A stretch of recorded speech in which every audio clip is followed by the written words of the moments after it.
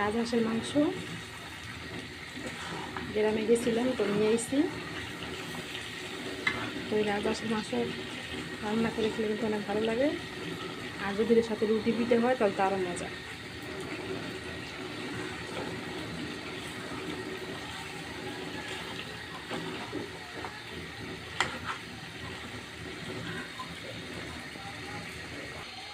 তো জল দিয়ে নেব।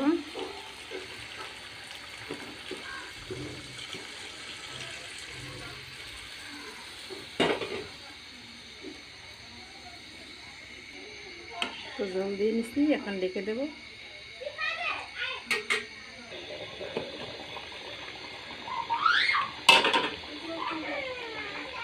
হাঁসের মাংস রান্না করা প্রায় শেষ।